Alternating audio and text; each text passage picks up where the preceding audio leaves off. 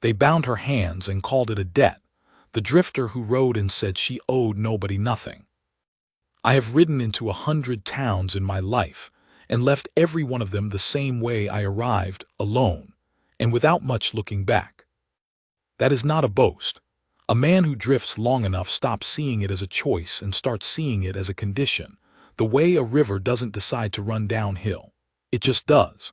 I had been running downhill since the winter of '69, when I hung up my examiner's badge in the Prescott Territorial office and told myself I was done sitting behind a desk while the men I reported to buried my findings in a drawer. 9 years of that. 9 years of writing careful reports that measured land fraud down to the quarter acre, and 9 years of watching those reports disappear into the machinery of men who had more friends than I had ink. I quit on a Tuesday morning, saddled my gray, and I didn't look at the Territorial office building as I rode past it. I have been looking at the road ahead ever since. I was not a man who saved people. I want to be clear on that. I was a man who could read a ledger the way a preacher reads a psalm, every line, every margin note, every erasure that someone thought they'd made invisible. I knew what a forged entry looked like. I knew how a man inflates a balance by switching columns, by adding a received figure to a disbursed column and calling the difference a debt. I had caught 17 land brokers doing it across 4 territories in my time as an examiner. 17. Not one of them had ever gone to prison. The men I reported to had seen to that. So when I rode into Saltrock on a Wednesday in late August, I was not looking for trouble. I was looking for a meal, a water trough for the gray, and the road south to Tucson, where a man I'd once helped out of a horse trade dispute had offered me 2 weeks of fence work for fair wages. That was the plan. It was not a complicated plan. I was good at uncomplicated plans by then, because uncomplicated plans did not require staying anywhere longer than 3 days. Saltrock was a territorial town of the kind you find pressed up against canyon country, the kind where the land itself seems to lean away from you. Adobe buildings the color of dry creek bed. A main street that the wind had swept clean of any ambition. A hardware store, a feed merchant, a cantina with a warped sign, a circuit courthouse that only had a judge inside it 4 times a year. The kind of town that a territorial land broker could set up shop in and operate with very little interference, because the nearest legal authority with the power to stop him was a 2-day ride away, and only came through when the circuit required it. I did not know any of that when I rode in. I learned it. The first thing I noticed was the compound on the canyon rim at the north end of Saltrock, which was really just a large adobe house with a stone wall around it, and a pair of men out front with rifles held in the easy way of men who have been standing guard long enough that it feels like furniture. The second thing I noticed was the woman inside the compound's open gate, on her knees scrubbing the stone walkway with a brush that had seen better seasons, her dark hair pinned back, her dress the plain gray of a woman who has stopped choosing what she wears because someone else has made that choice for her. She was not crying. She was not even looking up. She was scrubbing with the steady, mechanical focus of a person who has decided that the only thing left under her control is the quality of her own work. That hit me somewhere behind the sternum, and I am not a man who is easily hit. I stopped the gray. One of the men at the gate saw me stop and took 2 steps toward the road with the rifle still loose in his hands, not raising it, just making his presence known, the way a dog shifts its weight when a stranger approaches. "Passing through," he said. "Thinking about it," I said. He smiled, not a friendly smile, the kind of smile that says, "And you will keep on thinking about it until you have thought yourself right back onto that road." "Mr. Frey's property," he said, "private compound." "I can see the wall," I said. "Who's the woman?" The smile went thin. "Company worker." "She working off a debt." "That's Mr. Frey's business." I looked at her again. She had stopped scrubbing and was looking at me now, not with hope exactly, more like a person who has learned to inventory newcomers quickly, cataloging whether they are another layer of the problem or simply irrelevant. She had dark eyes that had the quality of still water, not calm in the way of peace, but calm in the way of depth. Calm that conceals how far down it goes. "Is there a boarding house in this town?" I said. "Mrs. Pell runs rooms on the south end," the guard said. "Sign on the door." I nodded. "Obliged," I said, and I rode on, and I did not look back. But I went to Mrs. Pell's boarding house, and I tied the gray to the rail, and I stood on the porch for a long time before I went inside. The sun was dropping toward the canyon rim and throwing the kind of long orange light that makes even a broken-down territorial town look like it has a soul. I could see the top of Frey's compound wall from Mrs. Pell's porch. Just the top, and the two guards moving across it like sentinels. I thought about Tucson. I thought about the fence work and the easy wages and the uncomplicated plan. Then I went inside and asked Mrs. Pell for a room, and whether she could tell me who Aldous Frey was. Her name was Maren Kullock. I learned that from Mrs. Pell, who was a thin woman in her 60s with the kind of careful face that tells you she has lived long enough in a small town to know everything and say very little of it out loud, because saying things out loud in small towns has consequences. She poured coffee before she answered. That told me she was deciding how much to say. "Maren Kullock," she said finally. "Her husband was Rowan Kullock. He died 8 months ago. Fever. Terrible thing, he was a decent man, kept a freight account with Frey's Land End Trade Office for the delivery work he ran between here and the canyon settlements." She set the coffee pot down. "Mr. Frey says there was a balance outstanding on the account. Says Rowan signed a promissory note for materials, and the balance came due on death and transferred to the widow." "What does Mrs. Kullock say?" Mrs. Pell looked at the table. "She says Rowan never signed any note. Says the freight account was paid current every quarter, regular as the seasons, and she has the receipts to prove it up to 6 months before he died." "And the last 6 months?" "She doesn't have those receipts. They were in the freight office, which Frey's company managed after Rowan took ill. She says Frey has those records too." I turned my coffee cup slowly. "How long has she been in the compound?" 6 weeks. Mrs. Pell's voice dropped in a way that told me this particular number had been wearing on her. He calls it an indentured work arrangement. Says it's legal under the Territorial Debt Code, that a creditor can require labor service in lieu of a cash debt when the debtor has no liquid assets. "That's a real provision," I said. "It has a strict evidentiary standard. You need a signed original instrument." Mrs. Pell looked up at me. There was something careful in her expression, a measuring, the way a person looks at a stranger who has just said something that doesn't fit the shape they'd assigned to him. "Are you a lawyer?" she said. "No," I said. "I'm a man who used to look at land accounts for a living." She poured me more coffee I hadn't asked for. "There's a circuit judge comes through Salt Rock 4 times a year," she said. "Next scheduled visit is September 9th. I counted. "That's 11 days. "Yes," she said. "Does Frey know that?" She smiled, without any warmth. "Mr. Frey is on the scheduling committee that sets the circuit calendar." I drank my coffee. Outside, the wind had picked up, lifting a skin of dust off the main street and carrying it south toward the canyon. Somewhere in the compound on the rim, a woman with dark, still eyes was finishing her day's scrubbing and walking back inside whatever room they kept her in. I thought about Tucson again. I thought about it carefully and for a full minute. Then I set my cup down and asked Mrs. Pell where the county recorder's office was.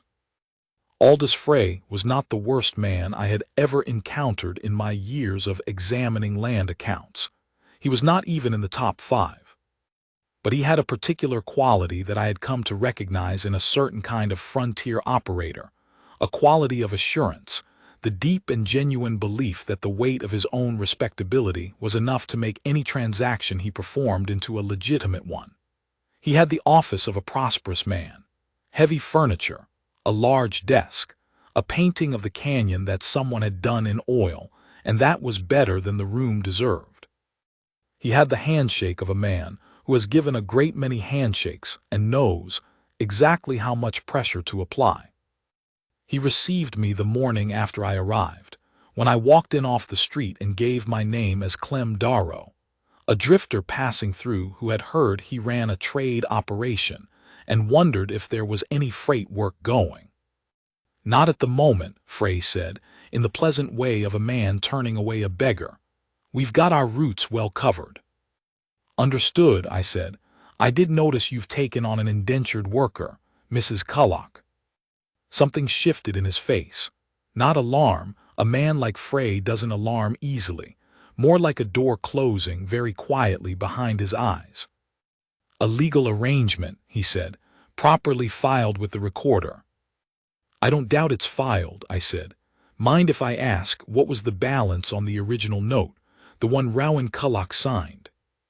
"I'm not in the habit of discussing account details with strangers who walk in off the street," Frey said, still pleasantly. "Course not," I said.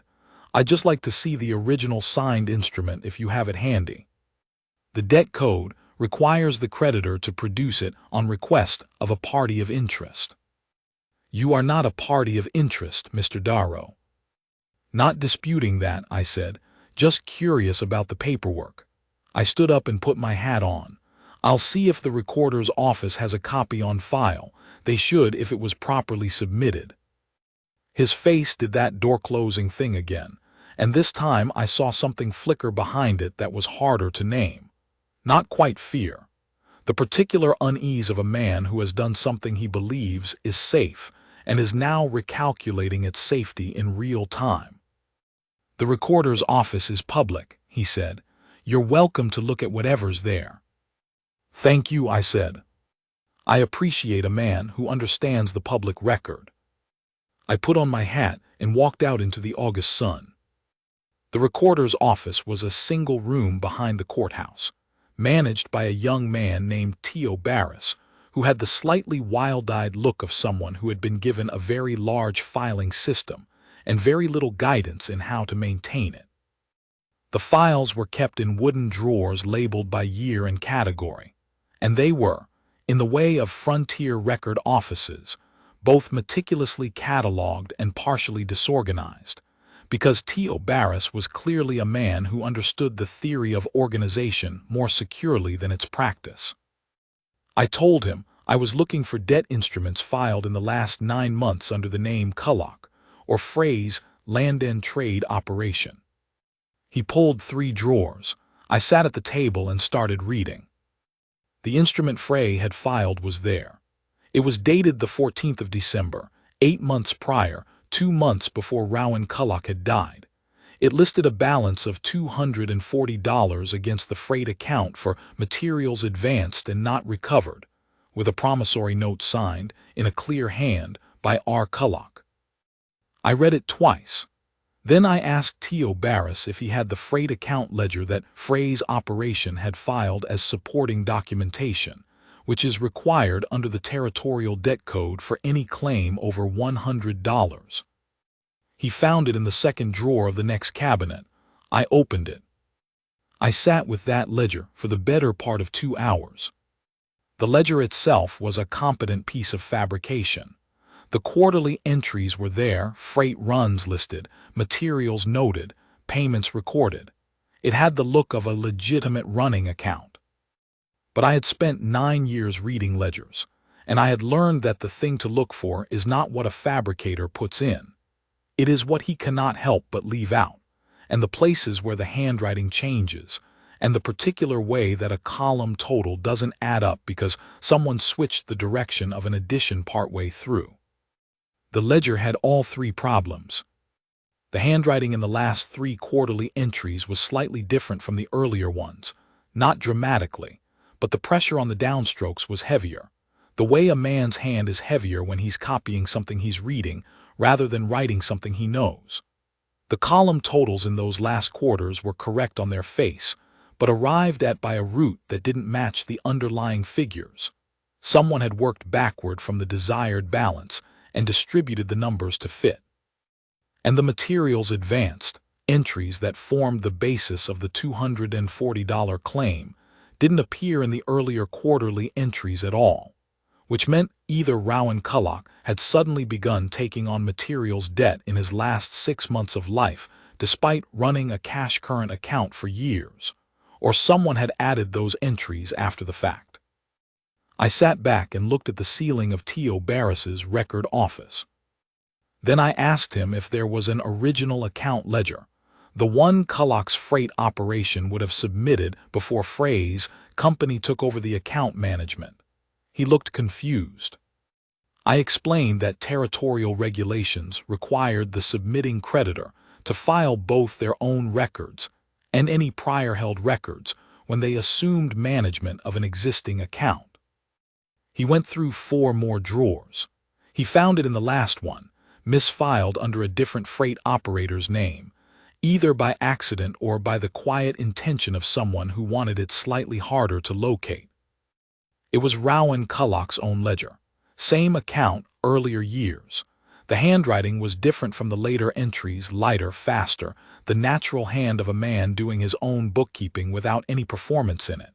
The quarterly totals ran clean. The account showed, through the end of the second quarter of the previous year, 6 months before the fabricated note was dated, a 0 balance. Paid current, every line.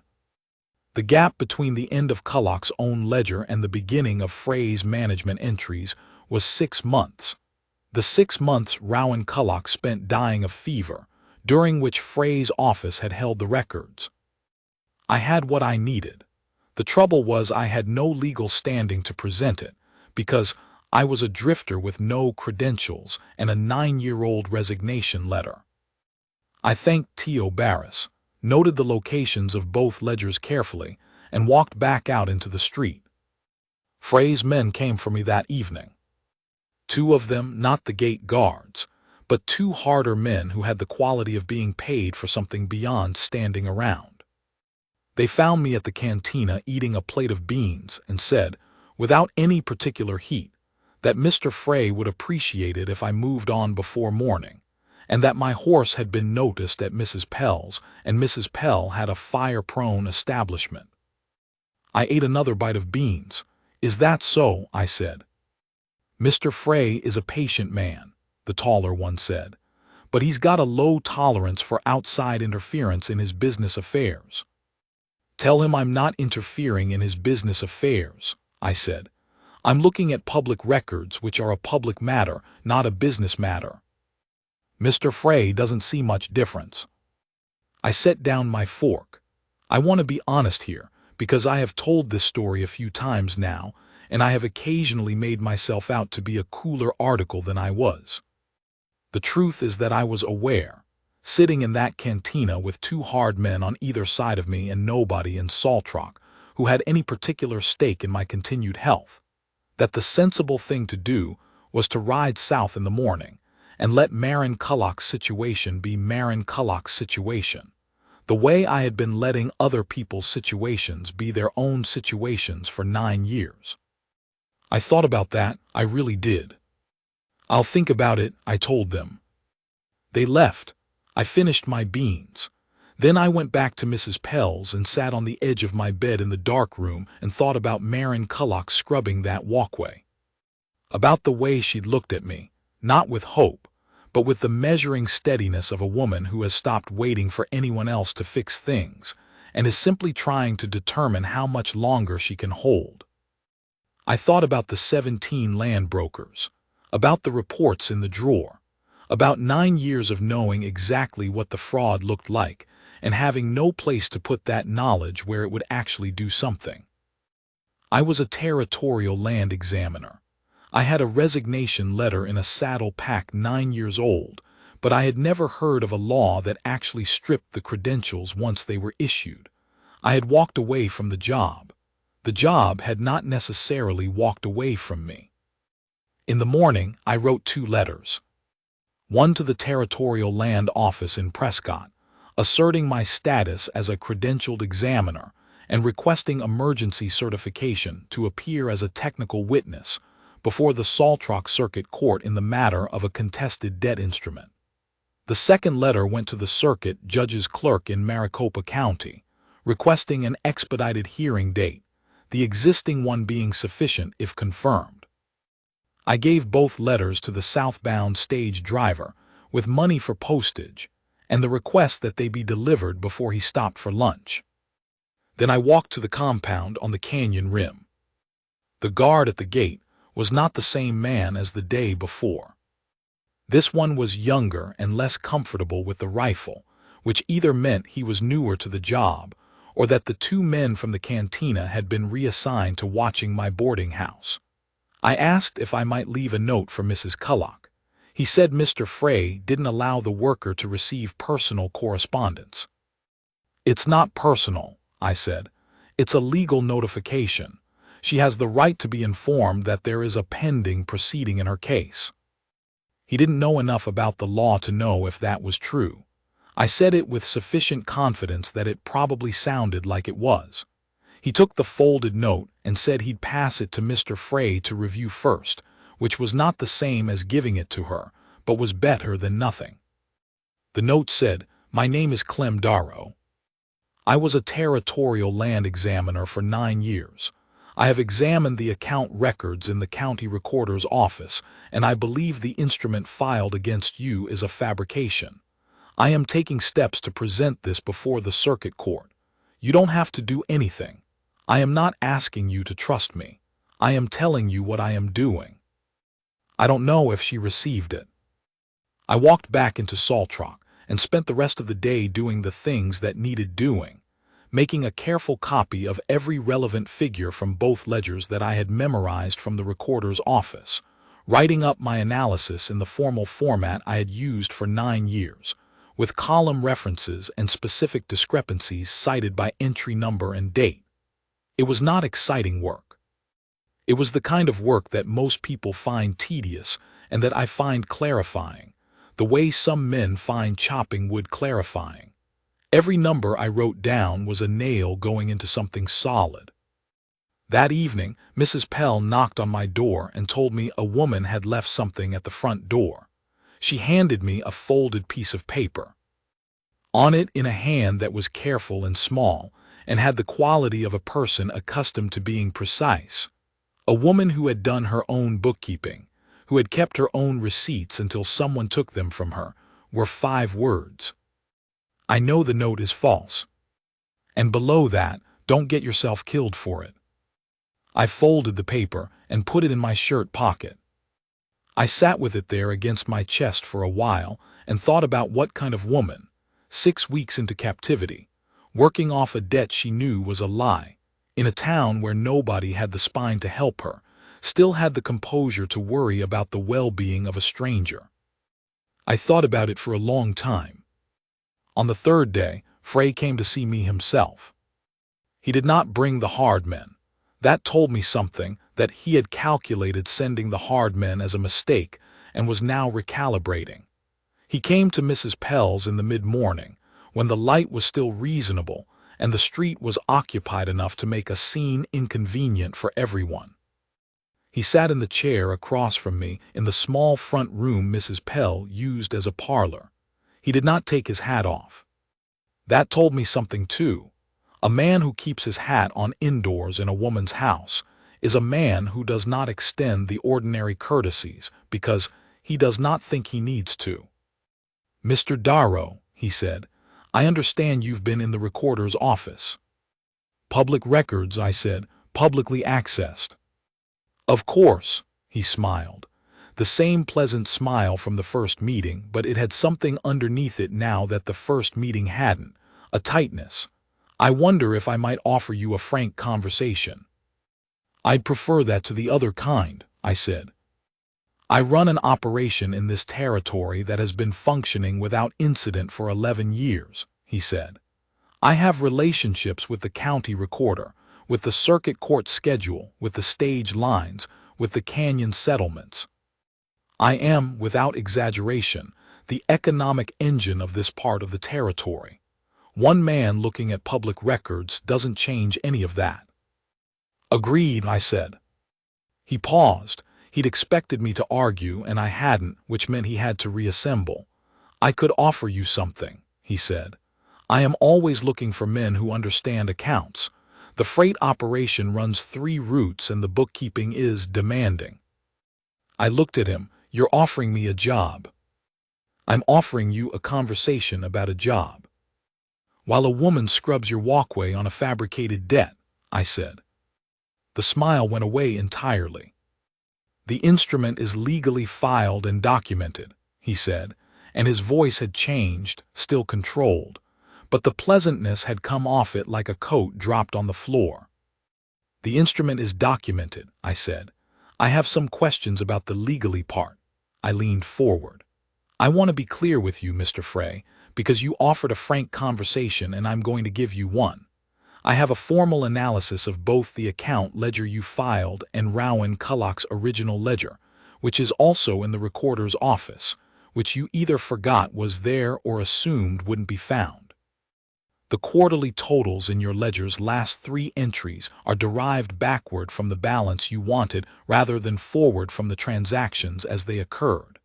The handwriting in those entries is different from the earlier ones. The materials advance charges that form the entire basis of the debt don't appear in any prior quarterly record, despite the account having been maintained continuously for 4 years. I can cite those discrepancies by entry number and date." I sat back. "I have submitted a request for an expedited circuit court hearing and notified the Territorial Examiner's Office in Prescott of my pending appearance as a technical witness. The circuit judge is scheduled through Saltrock in 11 days. I do not think either of us wants to spend those 11 days the way last evening went."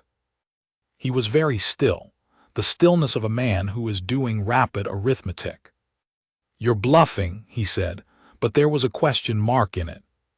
"Look at my face," I said, "and tell me if I look like a man who bluffs." He looked. He was a man who had survived 11 years in territorial land brokering by being a reasonable judge of people, and I will give him that much. He looked at my face and read it correctly. He stood up. He put his hat more firmly on his head. "The woman stays in the compound until the matter is legally resolved," he said. "That seems right," I said. "The court will resolve it." He left. I heard his boots on Mrs. Pell's porch and then on the street, and then the sound of them fading toward the canyon rim. I let out a breath I had been holding since he sat down. The following 6 days were the longest of my life since the winter I quit the examiner's office. I spent them in a way that probably looked, from the outside, like very little walking between Mrs. Pell's and the recorder's office, writing and rewriting my analysis, checking and rechecking the figures, sending 2 more follow-up letters by stage. I ate simple meals at the cantina. I spoke very little to anyone. Frey's hard men watched me. I saw them, and I let them see that I saw them, and I kept my movements the same each day, because routine is harder to intimidate than variation. On the 5th day, the response came from the Territorial Examiner's Office in Prescott. It was written by a clerk named Holt who I had never met, because everyone I had worked with 9 years ago had moved on or retired. But the letter was correct in its formalities. It acknowledged my status as a credentialed examiner, noted that my resignation had been accepted, but that the credential itself had not been formally revoked per territorial statute, and confirmed my standing to appear as a technical witness before any circuit court in the territory. It had the official seal. I held that letter for a long time. 9 years. 9 years of being a man who knew what the fraud looked like and had no place to put it. I did not feel triumphant. I felt something quieter than that, the particular sensation of a thing that had been closed opening again, not with a shout but with a click, the way a lock sounds when the right key finally finds it. The second confirmation came the following morning. The circuit judge's office in Maricopa County, acknowledging the expedited hearing request and confirming the September 9th date as the proceeding date for the matter of Frey Land and Trade v. Culloch, Marin, Territorial District of Saltrock. I put both letters in my coat pocket and walked to the cantina and ate breakfast, and the morning felt different than it had in a long time. There is a moment in the examination of a fraudulent account. I learned this in my first year of the work, and it never changed, when the fraud knows it has been seen. Not when the case is proven, not when the court rules, but earlier, when the man who built the fraud looks across whatever space separates you and calculates that the thing he built is coming down. I had seen it 17 times. It has a particular quality. The man becomes very quiet and very deliberate, the way water becomes very still before a drain opens. Frey went quiet the day after I received my confirmations. His men still watched, but they stopped being visible about it. The compound on the rim looked the same from the outside, but some signal had gone through it, and I don't know what he told his men or what he told himself, but the energy of the watching changed from threat to waiting. I did not go to the compound. I did not contact Maren Kullock again. What she was doing in those days, how she was holding herself together inside that wall, I can only guess at from what I know of her, which is that she was doing it well and without anyone's permission. On September 9th, the circuit judge arrived in Saltrock at 9 in the morning by the North Road, in a black coach that had seen considerable use. His name was Hadley, and he was a compact man in his 60s with a gray beard and the particular manner of a judge who has ridden circuit long enough to have heard every variety of human foolishness, and has emerged from the experience not cynical, which would have been understandable, but simply very direct. He set up in the courthouse at 10 o'clock and heard 3 prior matters before noon. The Kullock matter was scheduled for 1 in the afternoon. I sat in the courtroom at 12:30 with my leather case of documents on my knee and watched the room fill. Mrs. Pell came in and sat in the back row, which surprised me. She had the face of a woman who has decided that a certain amount of courage is owed to a situation, even when it is expensive. 2 other Saltrock residents I didn't know took seats. T.O. Barris from the recorder's office was present, looking official in the way of a young man who has been given a role he's determined to perform correctly. Frey came in at 12:55 with a man in a good suit who was clearly his attorney, a town lawyer from somewhere with more population than Saltrock. The attorney had the sleek, organized quality of a man who is very good at making paper look clean. He glanced at me and then at my leather case and then looked away, which told me he'd been briefed on who I was and had decided, with the confidence of a man who has won many proceedings, that I was manageable. At 1 o'clock, a door at the back of the compound on the canyon rim opened, and Maren Kullock walked across the main street to the courthouse. She walked alone. I don't know if Frey had provided an escort and she'd refused one, or if he'd simply let her come. He would have wanted the proceeding to have the appearance of fairness, because a proceeding with the appearance of fairness is easier to win. She wore a dress the color of stone, her dark hair pinned back, and she walked the way she had scrubbed that walkway with a straight-backed composure that had nothing performative about it. She was not putting on a face. That was just her face. She came in, saw me, and stopped for one moment. I nodded at her. She sat down on the left side of the room, 3 chairs from mine, and did not look at Frey or his attorney. Judge Hadley came in. We stood, he sat, we sat. The matter of Frey Land and Trade versus Kullock, he said, in a voice that had heard its own weight so many times it had stopped trying to add any. I've reviewed the filed instrument. Mr. Frey's counsel. The attorney stood and presented the case with the smooth efficiency of a professional man, the freight account, the note signed by the deceased, the balance outstanding, the legal provision for indentured work arrangements under the debt code, the 6 weeks of service already rendered. He did it in 8 minutes and sat down. Judge Hadley looked at me. I understand there is a technical witness for the respondent.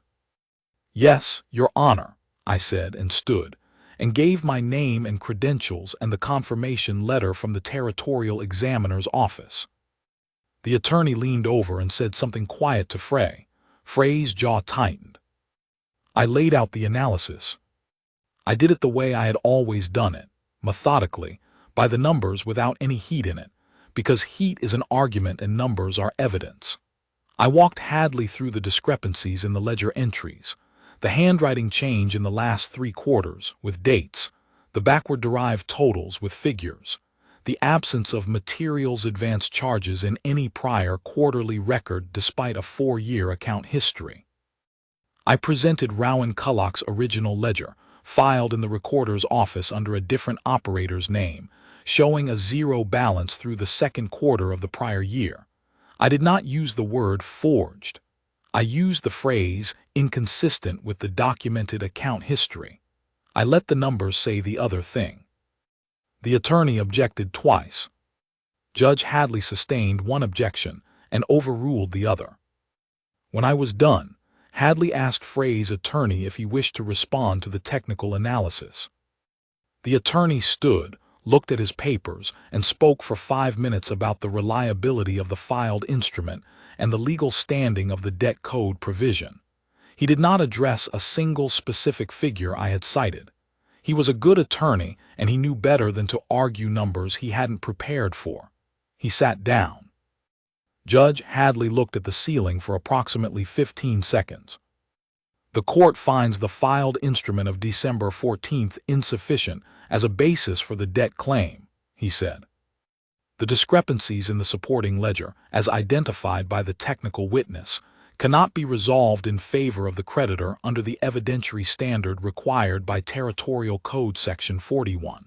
The debt claim of Frey Land and Trade is dismissed. The indentured work arrangement is dissolved, effective immediately, and the respondent is released from any obligation thereunder. He looked at Frey. Additionally, the court will forward the technical witness's analysis to the Territorial Land Office for review of the account records, and any further action they may determine is warranted. He struck the desk once with the flat of his hand. He didn't use a gavel, just that flat strike, which had the quality of a door closing. "Next matter," he said. She walked out of the courthouse before I did, and by the time I came out into the September afternoon, she was standing in the street with her face turned up toward the sun. Not performing anything, just standing there with her face in the sun like a woman who has been inside for 6 weeks and has only just remembered what the light outside feels like. I stood on the courthouse steps and did not say anything, because there wasn't anything useful to say. After a moment she turned and looked at me. Her eyes had the same still water quality they'd had when I first saw her on the other side of that compound gate, but something had shifted in it. The depth was still there, but the concealment had loosened, the way a river looks different when the pressure behind a dam has released. "Clem Darrow," she said. "Maren Culloch," I said. "You didn't have to do that," she said. "I know," I said. "Why did you?" I thought about it. I thought about 17 land brokers and 9 years of reports in a drawer and a resignation letter in a saddle pack. I thought about the way she had scrubbed that walkway. I thought about 5 words on a folded piece of paper. "Don't get yourself killed for it." "I used to do it for a living," I said. "Hadn't had a reason to do it in a while." She looked at me steadily. "That's not the whole answer." "No," I said, "it's not." She didn't ask for the rest of it.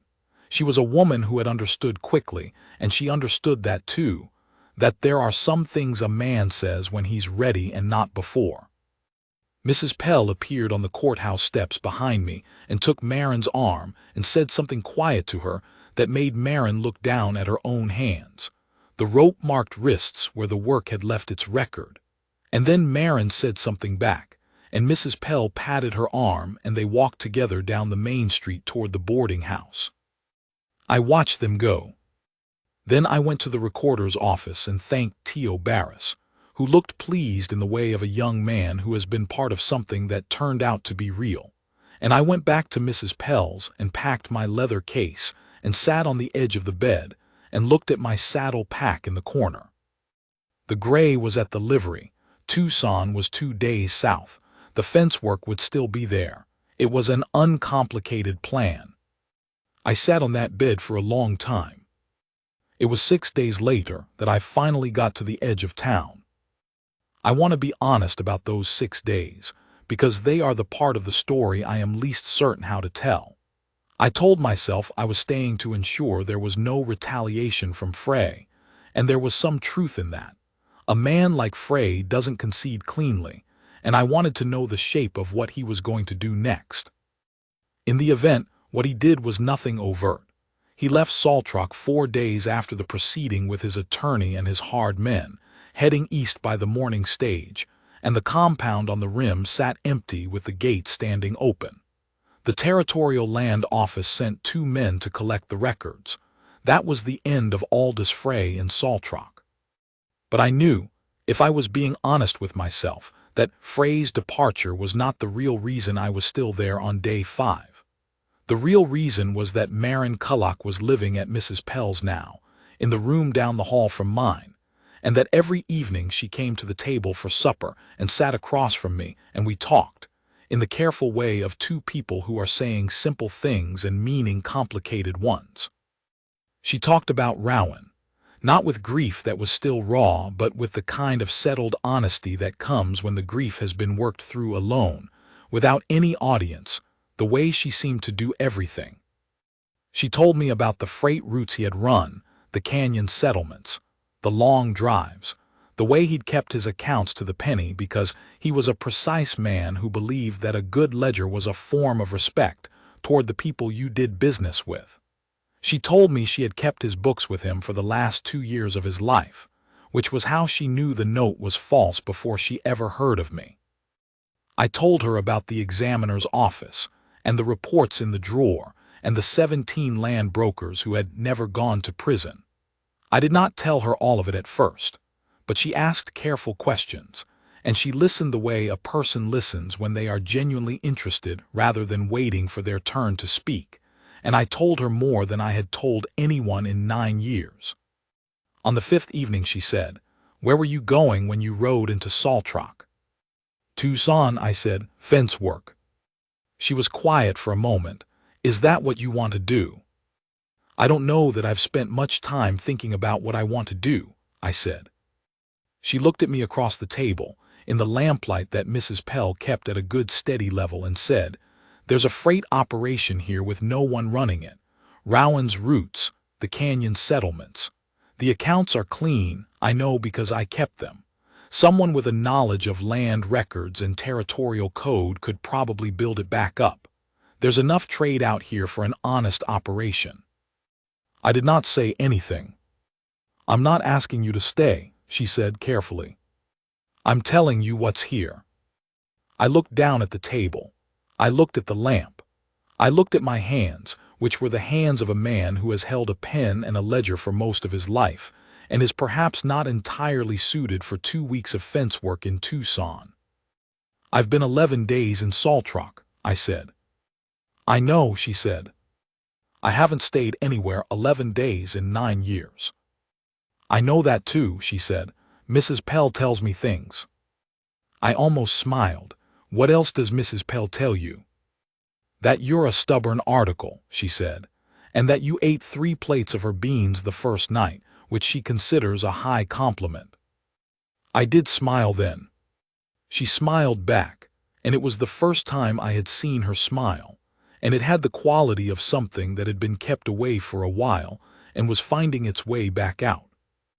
On the 6th day, I saddled the gray and rode to the south end of town. I sat there for a while on the canyon rim road, with the morning light coming across the desert in long flat lines and the town behind me, and Tucson somewhere ahead of me, and nothing in between except the road and my own uncomplicated plan. I thought about the fence work. I thought about it very carefully, and for a full minute, the way I had thought about it the first night, sitting on Mrs. Pell's porch looking up at the compound wall. I thought about all the towns I had ridden into and out of. I thought about the drawer full of reports. I thought about the particular click of a lock when the right key finds it, and what it means when that sound stops. Then I turned the gray around and rode back into Saltrock. I am not a man given to sentiment. I will say it plainly. I stayed. I took the room at Mrs. Pell's on a monthly arrangement because that was the honest way to do it, month by month, no grand declarations, just a man who had stopped moving and was willing to see what stopping looked like. I wrote to the fence man in Tucson and told him I wouldn't be coming, and I felt, in the writing of that letter, something that was neither relief nor regret, but was perhaps the absence of the need to be somewhere else. Marin and I rebuilt the freight operation over the winter. She knew the routes and the settlements and the accounts. I knew the territorial code and the record-keeping requirements that keep an honest operation honest over the long haul. We worked well together in the way that two people work well who have different skills and the same standards. She did not suffer fools, and neither did I. We argued occasionally about routing and pricing, and the right way to handle a late payment from a canyon settlement. And those arguments had the particular quality of arguments between people who respect each other enough to push back. In February, 4 months after the circuit court proceeding, I asked her to marry me. I did it plainly, at the supper table, because that was the only way I knew how to do anything. She said yes in the same plain way. We were married at the courthouse by Judge Hadley, who came through on his March circuit and performed the ceremony with the same direct efficiency he brought to all his proceedings, and who shook my hand afterward and said, without particular elaboration, that the Kullock matter had resulted in 4 additional investigations by the Territorial Land Office and 2 prosecutions, which I had not known. I thanked him. He said I'd done a sound piece of work and rode on. I don't know that I have ever felt anything particular when someone told me I'd done a sound piece of work. I have heard it before, and I have been pleased by it before, the way a craftsman is pleased by accurate assessment. But standing outside the Saltrock courthouse in the March light with Marin's hand in mine, hearing it said about the one piece of work in 9 years that had mattered to me in a way I couldn't put entirely into words, that landed differently. Mrs. Pell had made a cake. It was a simple cake, cornmeal and dried fruit, the kind of thing a frontier boarding house can produce in March when the supply lines are still thin from winter. She had put it on the parlor table with a cloth over it, and had the expression of a woman who has seen a great many things she could not prevent, and has taken considerable satisfaction in seeing this one particular thing happen correctly. We ate the cake at her parlor table, the 3 of us, in the afternoon light. Marin sat across from me with her hands around her coffee cup. The rope marks on her wrists had faded by then, mostly, though I could still see them in certain lights, and I had not decided whether I would ever say anything about that directly or simply let my knowing of it be something she could feel without it needing to be spoken. And we talked about the spring routes, and the canyon settlements, and the account ledger I was setting up, which was going to be the cleanest ledger in the territorial district, because that was what both of us required of ourselves. I did not tell her that I had sat on the edge of that bed on the night of the court proceeding and looked at my saddle pack for a long time and come very close to picking it up. I may tell her someday. She would understand it. She is a woman who understands the things a man does not say as well as the things he does, which is part of why I stayed. Or maybe she already knows. She usually does. That evening, after Mrs. Pell had cleared the table and gone to bed, Marin and I sat for a while at the parlor window looking out at the canyon rim. The compound was still empty up there. It had stayed empty after Frey left, the gate standing open the way Hadley's ruling had left it. Someone would buy it eventually and make something decent out of it. That's how it goes out here. The bad structures get repurposed. The land stays. She said, "What made you turn back that first morning, when you rode to the south end of town?" I thought about it. The way I think about things. I want to answer correctly rather than quickly. "I don't know," I said. "I got to the edge of the road and I thought about Tucson and I thought about here, and here was bigger." "Here," she said. Not a question. Just the word placed carefully, the way she does when she wants to make sure she's heard the right thing. "Here," I said. She nodded, the the way she nods when something is settled. Her hand was on the table between us, and I put mine beside it, and we sat there in the lamplight until the canyon went dark outside the window, and the September town of Saltrock, which I had ridden into with no plan beyond a meal and a water trough in the road south, became, in the ordinary way of things that matter, the place where I stopped. I haven't ridden on since.